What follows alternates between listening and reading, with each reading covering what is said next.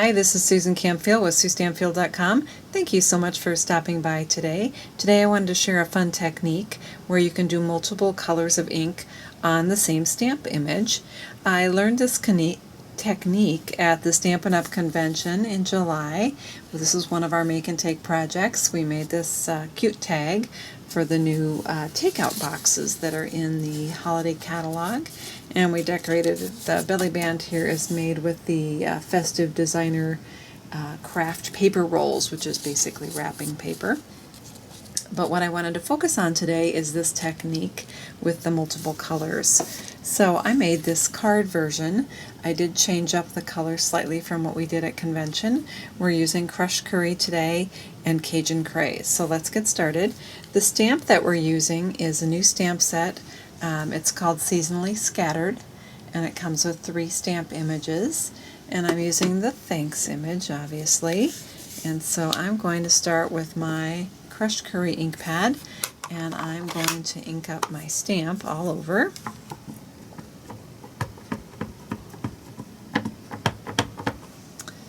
In the crushed curry.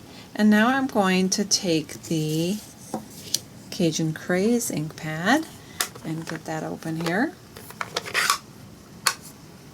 And I'm going to use one of our sponge daubers.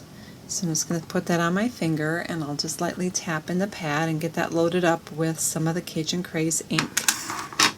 And I'm going to take my stamp, and I'll hold it up here so you can see, and I'm just going to lightly tap directly on my stamp with that Cajun craze. I'm just daubing on the ink all around just the letter portion of the image. You don't want to get too much, you're going to cover up all of your crushed curry, and the idea is to get both ink colors showing. So I've got that added on there, and let's stamp it on our cardstock and see how we did.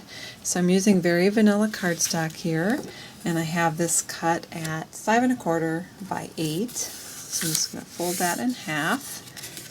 And I'm actually going to open it back up here because it does tend to stamp better when it's flat. And we'll just put our stamp on here, stamp that down. This does work better, I found, with a light, quite light, and then a darker color. You do want to have a bit of a range there between the two. So I'm using crushed curry and Cajun craze for this sample. I also did a version with the Mary image that comes in the stamp set, and I used the Smoky Slate and the Night of Navy ink to do the daubing. And I tried it with a couple different blues. I didn't get quite the contrast that I was looking for with the light to dark, so that's why I went with the light Smoky Slate to get that difference.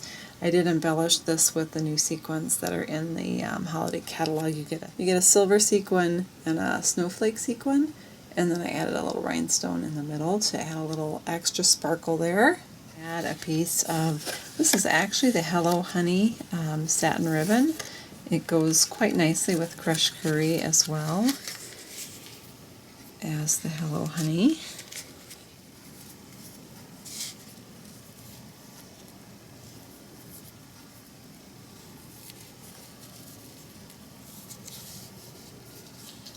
So I've got that tied on there, and then I'm going to add some sequins to this as well too, but I'm going to use gold sequins. So our gold sequins come as trim. They come on a spool, and this is how they come on the thread. But you can cut off a piece and you can just take the sequins right off the thread. They just slide right off.